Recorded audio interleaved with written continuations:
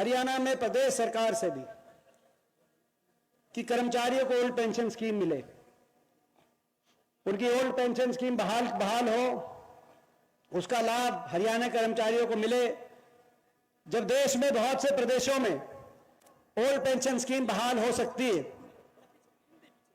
तो जो हरियाणा एक समय में 2013-14 के समय याद करें तो प्रति व्यक्ति आय में देश में नंबर 1 था हमारा प्रदेश, तो एक समृद्धि की पहचान थी उस समय हरियाणा की। अब थोड़ा पीछे जरूर गया विकास दर में, लेकिन आज भी देश के अग्रणी राज्यों में है। तो जब छत्तीसगढ़, मध्य प्रदेश, राजस्थान, हिमाचल प्रदेश, पंजाब, दिल्ली जैसे प्रदेशों में और यहां तक कि पश्चिम बंगाल जैसे प्रदेशों में जो आर्थिक मापदंडों के अनुसार जिन प्रदेशों से हरियाणा कहीं आगे है, तो उस प्रदेश के अंदर कर्मचारियों के भविष्य को संवारने के लिए, उनके भविष्य की सुरक्षा करने के लिए हरियाणा सरकार क्यों कदम नहीं उठा पा रही, ये हमारी समझ से बाहर की बात है। जो कर्मचारी हमारे हरियाणा प्रदेश के भविष्य की सुरक्षा करते हैं, उन कर्मचारियों की भविष्य की सुरक्षा करने की जिम्मेदारी सरकार की होनी चाहिए, हर राजनीति से ऊपर उठ के होनी चाहिए, ऐसा हमारा मानना है। लेकिन दुर्भाग्य से हमारी मांग नहीं मानी गई और अंततः अब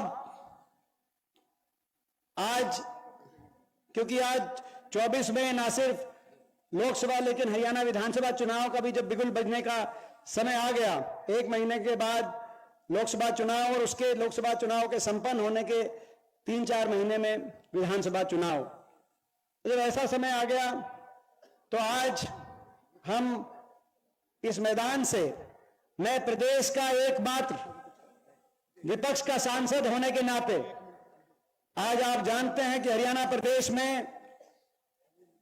प्रदेश से 15 सांसद हैं, लोकसभा और राज्यसभा मिलाकर 10 लोकसभा, 5 राज्यसभा, 14 भारतीय जनता पार्टी सत्ता पक्ष के हैं। मैं एकमात्र विपक्ष के सांसद के रूप में भी आपके बीच में उपस्थित हुआ हूं और हरियाणा प्रदेश कांग्रेस कमेटी की ओर से भी हमारे आदरणीय प्रदेश अध्यक्ष चौधरी उदय भान जी और नेता विपक्ष चौधरी उपेंद्र सिंह हुड्डा जी के नुमाइंदे के रूप में भी मैं आज आपके बीच में उपस्थित हुआ हूं। आज होडल में चौधरी उदय भान जी के क्षेत्र में बहुत बड़ी जन आक्रोश रैली थी, तो हुड्डा साहब और उदय भान जी वहां उस रैली में, और उस रैली से विशेष हेलीकॉप्टर के माध्यम से उनका संदेश लेकर भी, पार्टी का संदेश देकर भी मैं सीधा रैली से यहां पर आपके बीच में उपस्थित हुआ हूं और मैं कहने के लिए आपके बीच में आया हूं। अभी जैसे मुख्यमंत्री जी ने एक हमारी एम्प्लॉई खेल महकमे में एक बेटी जिनके मान सम्मान की जिम्मेदारी प्रदेश सरकार की होनी चाहिए, राज धर्म उसको निभाना चाहिए, ऐसी एक हमारी बेटी ने जब हमारे एक कैबिनेट के मंत्री पर एक कहा कि उनके साथ दुर्व्यवहार किया है, तो मुख्यमंत्री जी ने बिना जांच के विधानसभा में खड़े होकर कहा कि वो कैबिनेट मंत्री हैं, कैबिनेट मंत्री रहेंगे। आज मैं भी आज आपके बीच में कहने आया हूं, ओल्ड पेंशन स्कीम, हरियाणा बदलाव होगा, परिवर्तन होगा और ओल्ड पेंशन स्कीम मिलेगी।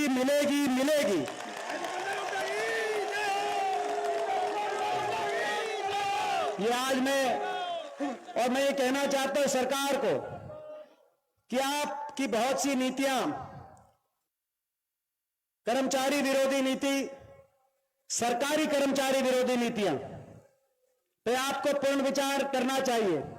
सत्ता दल को मैं आज एक विपक्ष के सांसद के रूप में कहना चाहता हूं चाहे वो केंद्र सरकार या कर्मचारियों के प्रति आपका रवैया हो, चाहे वो भारत देश की फौज के और फौजियों के प्रति आपका रवैया हो, चाहे वो हरियाणा प्रदेश के कर्मचारियों के प्रति आपका रवैया हो, हम देखते हैं ये जय जवान जय किसान का देश है और जय जवान जय किसान का प्रदेश है। लेकिन आपने फौज में किसी की मांग नहीं थी, ना फौजी मांग कर रहे थे। फौजी तो मांग कर रहे थे कि 1 रैंक 1 पेंशन हो, लेकिन आपने बिना फौज की मांग के, ना किसी राजनीतिक दल की मांग थी, ना किसी नौजवान की मांग थी जो फौज के अंदर जाने के लिए दिन रात एक करके सुबह 4 बजे उठकर रेस लगाकर दंड बैठक करके प्रैक्टिस करके तैयारी कर रहे थे। हरियाणा जैसे छोटे प्रदेश से आजादी से लेकर 2019 तक हर साल 5,500 की पक्की भर्ती होती थी और एक ऐसी फौज देश के कोने कोने से भर्ती होकर एक ऐसी फौज, भारत देश की फौज, जय हिंद की सेना, जिस पे हमें गर्व था, आपने पक्की भर्ती वहां से बदलकर अग्निपथ योजना लाकर अग्निवीर की भर्ती शुरू कर दी। जहां 5,500 भर्ती होके जाते थे हरियाणा प्रदेश से हर साल, पिछले वर्ष केवल 925 अग्निवीर लिए गए, जिनमें से केवल 210 पक्के किए जाएंगे, बाकी बिना पेंशन के 21 और 22 साल की उम्र में घर वापस आ जाएंगे। फौज में कोई बहुत शौर्य का परिचय देता था, कोई हमारा सैनिक, तो प्रचलन था परमवीर चक्र मिलता था, पीवीसी।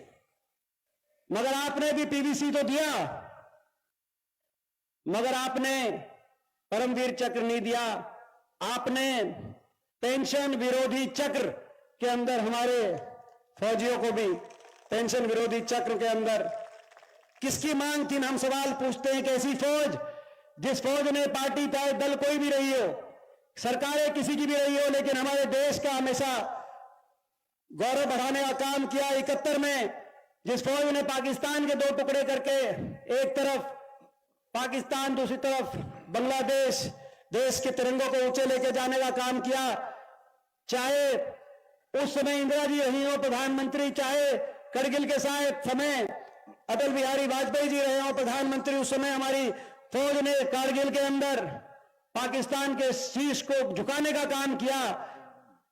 पार्टियां आएंगी जाएंगी, सरकारें बनेंगी बिगड़ेंगी, लेकिन इस देश की फौज का गौरव रहना चाहिए। इस देश की फौज ने गौरव हमेशा रखा था। लेकिन आपने वहां आज ऐसा समय, इसी रूप से जो केंद्र सरकार के अंदर जो पीएसयूज थे, आज जो पीएसयू बने, उन पीएसयूज के 72% डिसइन्वेस्टमेंट 91 के से लेकर डिसइन्वेस्टमेंट उन PSU public sector and banking में हुए, उनमें से 72% केवल पिछले इन 10 वर्षों के अंदर पीएसयूज को डिसइन्वेस्टमेंट करने का काम, कुल पीएसयूज का आपने करने का काम किया। भारत सरकार के जो 18 लाख 2014 में भारत सरकार के जो कर्मचारी थे, आज उनकी संख्या घटाकर 13 लाख करने का आपने काम किया। निजीकरण के हम खिलाफ नहीं है, मगर अनियंत्रित निजीकरण, ऐसा निजीकरण जिसमें हर वर्ग का जो अधिकार है उनको सुरक्षित नहीं रखा जाए। इतनी बड़ी संख्या में आपने केंद्र सरकार की नौकरियों में कटौती करने का काम किया, जो लगातार चल रहा है। रेलवे, पोर्ट, एयरपोर्ट हर निजी हाथों में देने का आपने काम किया। बढ़नी चाहिए थी ये नौकरियां। और ऐसे ही हरियाणा के अंदर भी जो हरियाणा सरकार की बहुत सी नौकरियां थी, या तो समाप्त करने का काम आपने किया, उनको विदहोल्ड कर दिया, उन पदों पे कोई नियुक्तियां नहीं की गई, या उनको कौशल निगम के माध्यम से जिसके अंदर कौशल निगम में ना कोई रिजर्वेशन है, ना कोई मेरिट है, आपने कौशल निगम के माध्यम से लगाने का जो काम किया, तो कच्चों में परिवर्तित कर रहे हैं, चाहे अग्निपथ हो चाहे कौशल निगम हो, या उन पदों को समाप्त करने का जो आप काम कर रहे हैं। और कहीं ना कहीं जहां पद हैं वहां पर, जो नौकरियां हैं वहां पर पेंशन में कटौती करने के आप रास्ते पे चल रहे हैं। मैं इस सरकार से कहना चाहता हूं कि इस नीति पे सरकार को पूर्ण विचार करना चाहिए। कर्मचारी देश को आगे लेके जाने में 75 साल के देश के इतिहास में भारत देश के कर्मचारी ने, चाहे वो फौज हो, चाहे भारत सरकार के कर्मचारी हो, चाहे वो हरियाणा सरकार के कर्मचारी हो, अगर महत्वपूर्ण भूमिका किसी ने निभाई है तो कर्मचारियों ने महत्वपूर्ण भूमिका देश को आगे लेके जाने के लिए निभाई है। ये वो कर्मचारी हैं। देश पे कोई आपदा आई, देश पर किसी भी रूप से कोई आपदा आई, कोई मुश्किल की घड़ी आई, कोरोना काल के अंदर कौन भूल सकता है जब बड़े बड़े लोग अपने घरों के अंदर, लेकिन कर्मचारी देश के लोगों के लिए तत्पर होकर, हरियाणा सरकार का कर्मचारी देश के लोगों के लिए तत्पर होकर हर शहर में, हर गांव के अंदर कर्मचारियों ने पहुंचकर हमारे प्रदेश के लोगों की सेवा करी। कौन वो भूल सकता है? तो आप भी मत भूलिए।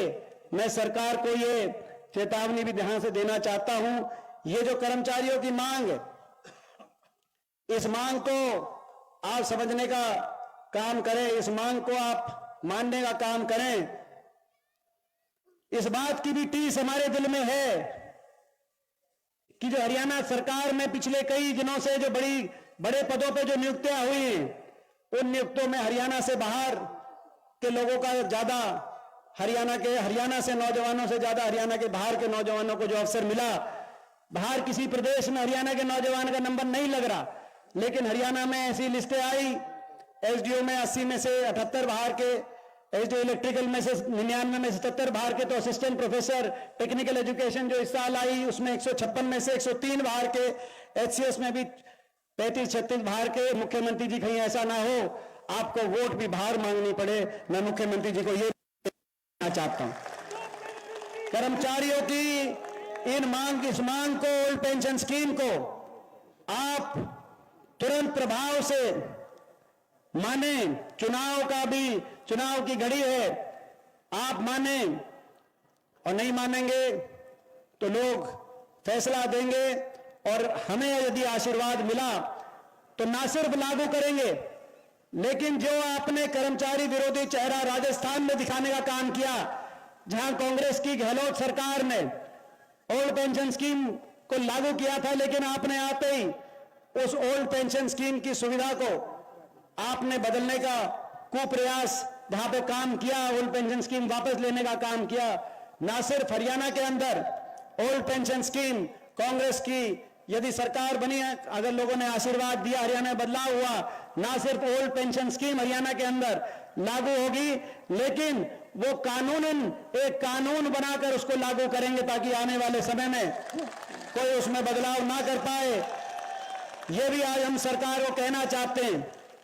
इन्हीं शब्दों के साथ मैं एक बार आपके इस संघर्ष को नमन करते हुए सारी आपकी कोर कमेटी को, क्योंकि हमने देखा प्रदेश के कोने कोने में आप गए, अलग अलग यात्राएं आपने और कई करी, और अलग अलग यातनाएं आपने सही, उस सब की गवाही हरियाणा प्रदेश के लोग दे रहे हैं। सरकार आपकी तरफ गौर करे। सरकार को यह चेतावनी देते हुए हम यही कहना चाहते हैं कि आपके संघर्ष की जीत होगी। ओल्ड पेंशन स्कीम आपके लिए जल्द हरियाणा के अंदर लागू होगी। जय जवान, जय किसान, जय कर्मचारी, जय संविधान, जय नौजवान, जय हिंद और जय राम जी की। सभी साथी बैठे रहे। सभी साथी, प्रधान जी एक बड़े आंदोलन की घोषणा करेंगे, कोई साथी यहां से उठे ना जब तक प्रधान जी का अंतिम संबोधन ना हो जाए। मैं निवेदन करूंगा, ये सभी साथियों से निवेदन है, मैं निवेदन करूंगा राज्य प्रधान जी से कि वो हमारे बीच में विपक्ष के नेता जो आए हैं उन्हें मोमेंटो देकर सम्मानित करे। और ये मोमेंटो, ये समर्पित चिन्ह आपको अपने वादे की याद दिलाता रहेगा। आप इसे अपने बेडरूम में रखना, कहीं आप अपना वादा ना भूल जाएं। आपके सामने समर्पित चिन्ह रहेगा तो आप अपना वादा भी याद रहेगा। इसलिए हम पीबीएस की ओर से आपको समर्पित चिन्ह भेंट कर रहे हैं। हम लगातार उस विपक्ष के आभारी हैं जो हमारी आवाज में हमारे साथ खड़ा है। भाई दीपेंद्र हुड्डा जी लगातार हमारी आवाज को उठाते रहे हैं। पूर्व मुख्यमंत्री जी हमसे वादा कर चुके हैं कि जैसे ही हरियाणा सरकार बनेगी वो पुरानी पेंशन बहाल करेंगे। तो मैं इससे पहले अध्यक्ष जी अपना अंतिम संबोधन दे जिला जींद के प्रधान को निवेदन करूंगा कि वो पुनः दीपेंद्र जी एक बात जो अभी मेरे को जो मेरे भी पूरी जानकारी में है कि आप लोग 10 बजे से यहाँ बैठे हैं, मैं तो 4 बजे यहाँ पहुंचा हूं। तो ये कोई महारैली नहीं है, ओल्ड पेंशन संकल्प महारैली, ये ओल्ड पेंशन स्कीम महाधरना है। क्योंकि पूरा 1 दिवसीय धरना भी 4 बजे तक धरना चलता, तो इतनी संयम से आप लोग बैठे। और जब अब से 1 घंटे पहले तो यहाँ पर मैं समझता हूं लाखों की संख्या में, तो ये जो आज भी जो अभी इस समय पूरे 6 घंटे 7 घंटे जो आप लोग यहाँ पे बैठे हैं, तो ये इससे बड़ा संघर्ष और संयम ये मेरी जानकारी में है। तो भाई मैं आप सबको एक बार नमन करता हूं। कर्मचारी एकता, बहुत बहुत धन्यवाद आदरणीय सांसद जी, आप हमारी आवाज बने। अगला हम अंतिम जो संबोधन हमारे अध्यक्ष जी करेंगे वो घोषणा करेंगे, उससे पहले जो ये व्यवस्था आपके लिए की है जिला जींद ने, उसकी पूरी टीम ने, मैं निवेदन करूंगा जोगिंदर लोहान जी से कि वो आए। साथियों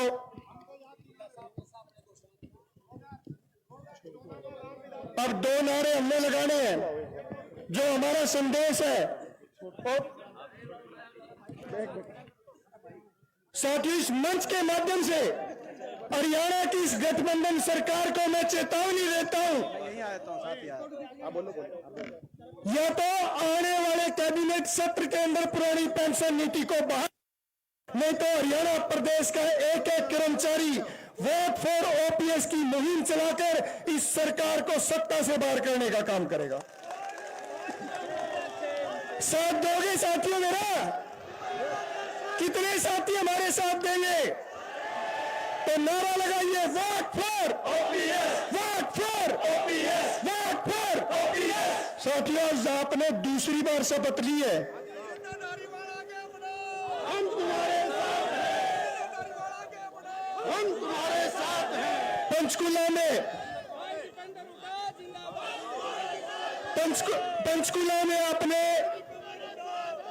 पंचकुला में आपने पहले शपथ ली थी वोट फॉर ओपीएस की।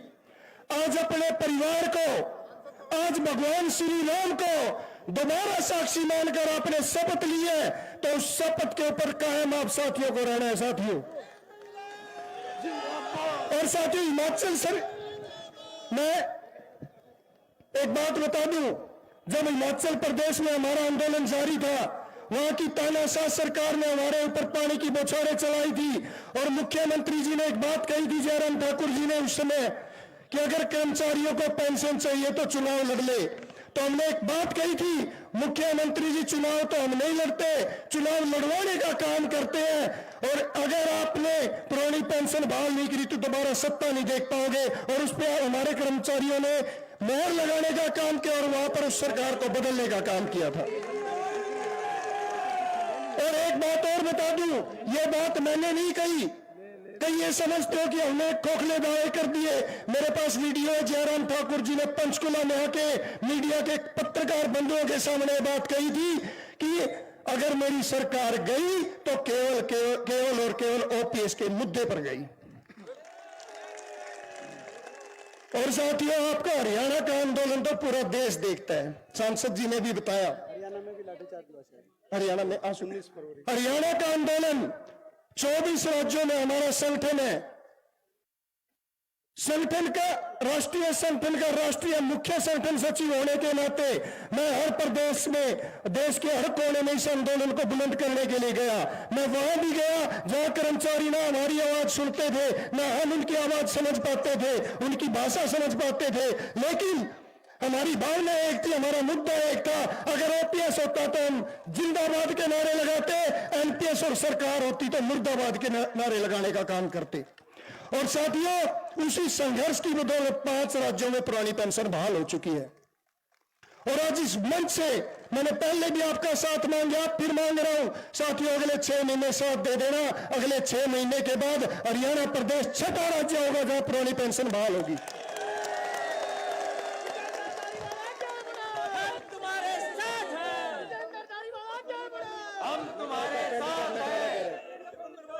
साथियों, 1 अक्टूबर की आपकी महारैली दिल्ली के रामलीला मैदान की, आप उसके साक्षी थे। वहां पर हमारे नेता प्रतिपक्ष माननीय भूपेंद्र सिंह हुड्डा जी ने, जिन्होंने हमेशा विधानसभा में हमारी आवाज बनने का काम किया, जब हमारे ऊपर लाठी डंडे और आंसू गैस के गोले चले, तब वहां पर उन्होंने हमारा साथ देने का और हमारे साथ खड़े होने का काम किया। और दिल्ली में आकर उन्होंने वादा किया था कि पहली कैबिनेट में वो पुरानी पेंशन बहाल करेंगे, और दीपेंद्र जी भी वो वादा आपके बीच में दोहराना चाहते हैं। दीपेंद्र जी, ये कुछ साथी कह रहे हैं कि अपना, ये कह रहे हैं कि पहली कैबिनेट की बात, तो ये मैं कहना चाहता हूं, और आपने लाठी की बात करी कि आपने आंदोलन किया,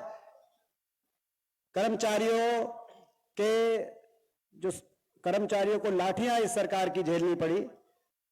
सरकार कांग्रेस पार्टी की आपके आशीर्वाद से बनेगी तो लाठियां नहीं, आपके हाथों में कलम की ताकत, और पहली कैबिनेट का पहला फैसला ओल्ड पेंशन स्कीम का हरियाणा में कांग्रेस पार्टी ने।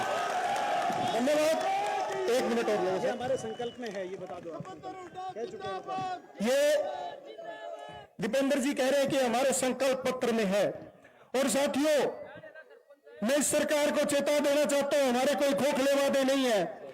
पेंशन बहाली संघर्ष समिति कर्मचारियों का वो संगठन है जहां कर्मचारी पद विभाग और संगठनों की दूरी बुलाकर एक मंच पर है, और आज 5200 से ज्यादा गांव में हमारी कमेटियां बन चुकी हैं। साथियों, जो धरातल पर जाकर वोट फॉर ओपीएस की मुहिम को लागू करने का काम करेंगी, तो आप सभी साथी और साथियों, एक फैसला और हम लेंगे। वो फैसला और राज्य कार्यकारिणी की भी मीटिंग होगी, और जो लोकसभा के चुनाव है उसके लिए आंदोलन की हम रणनीति तय करेंगे। जब तक, अगर मैं दोबारा वो बात कह रहा हूं, सरकार को चेतावनी आपके यहां से यह निवेदन लगा ले सरकार कि अगर 20 फरवरी से शुरू हो रहे कैबिनेट बजट सत्र के अंदर पुरानी पेंशन बहाल नहीं होती, तो हरियाणा प्रदेश का एक एक कर्मचारी सड़क पर होगा और वोट फॉर ओपीएस की मुहिम को जन जन तक ले जाने का काम करेगा। जय हिंद, जय भारत। हमारे जिला के, सर 1 मिनट, हमारे जिला के जो प्रधान है, जिन्होंने बड़ी मेहनत करी है इस ग्राउंड में, जिन्होंने दिन रात लगाया यहाँ की तैयारियों में, वो आपका धन्यवाद करेंगे। और मैं विशेष रूप से मेरी बहनों का, जिन्होंने जब साइकिल यात्रा थी, हजार बहनें सड़क पर आकर मुझे राखी बांध रही थी। मेरे भाइयों का जो 45 डिग्री की तपती गर्मी में कई घंटों तक हमारा इंतजार कर हमारा स्वागत करते थे, और हमारे बुजुर्गों का जो आशीर्वाद देने के लिए सड़क पर पहुंचते थे कि बेटा आप एक पवित्र मुहिम लेकर निकले, आपकी विजय होगी, और उस विजय पर मोहर लग चुकी है भाई साथियों। तो मैं निवेदन करूंगा कि मैं सबसे पहले जिला जींद का तमाम जिला राज्य कार्यकारिणी का, तमाम जिला कार्यकारिणी का, ब्लॉक कार्यकारिणी का, और एक एक भाई और बहन का जो यहाँ पर पहुंचे, जो 6 से 7 घंटे हो गए लगातार धूप में बैठे रहे, और जो हमारे जितने साथी खड़े उससे 4 गुना साथी बाहर जा चुके हैं, उन तमाम साथियों का यहाँ पहुंचने पर धन्यवाद करता हूं। जोगिंदर मोहन जी, भाई इस संघर्ष के जनक भाई विजेंद्र धारीवाल जी, इनके साथ कंधे से कंधा मिलाकर काम करने वाले राज्य महासचिव ऋषि नयन जी, अनूप लाठर जी, और सम्मानित मंच जींद जिले के इस पावन धरा पर हरियाणा के कोने कोने से आए हुए साथियों का हार्दिक अभिनंदन करता हूं, धन्यवाद करता हूं। और इसके साथ साथ इस संघर्ष को, इस रैली को कामयाब बनाने के लिए सहयोग देने वाले हमारे प्रत्येक ब्लॉक के ब्लॉक प्रधान और उनकी कार्यकारिणी, जिला कार्यकारिणी, महिला शक्ति और सभी कर्मचारी साथियों का, जिसने इस रैली को कामयाब बनाने के लिए दिन रात हमारा सहयोग किया, रात को 2-2 बजे तक स्टेडियम में जो है काम किया है, मैं उन सभी साथियों का हार्दिक धन्यवाद करता हूं। और आपके इस संघर्ष, आज आपने दिखा दिया है कि जिस तरह लगातार आपने जो तप 11 बजे से लेकर किया है, ये आपका संघर्ष एक दिन जरूर कामयाब होगा।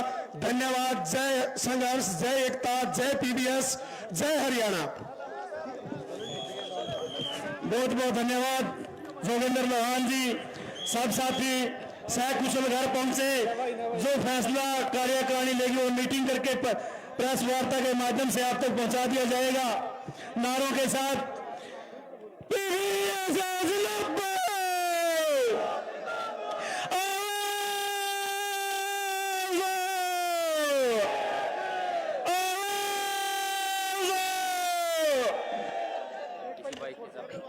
किसी साथी की बाइक की चाबी है भाई ये।